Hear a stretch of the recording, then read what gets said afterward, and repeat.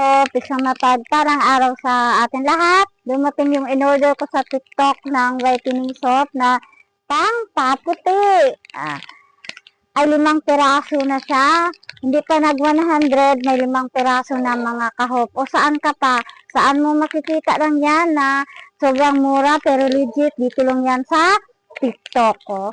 Hindi pa nag 100, may 5 piraso ka na. 1, 2, 3, 4, 5 na pang-paputi na whitening soap. O, mga kahok dyan na gustong magpaputi, ito na ang solusyon sa problema mo na whitening soap na sabon na pang-paputi, mga kahok.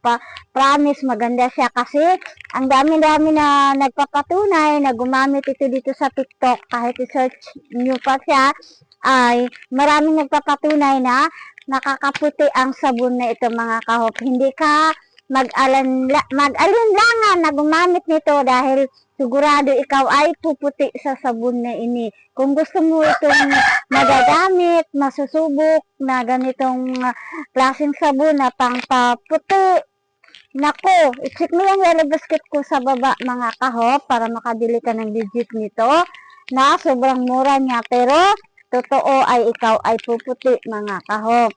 Kung gusto mong puputi, ito na ang subukan mong gagamitin, mga kahop. I-check mo yung yellow basket ko sa baba. Ilalagay kong link nito. God bless po sa ating lahat.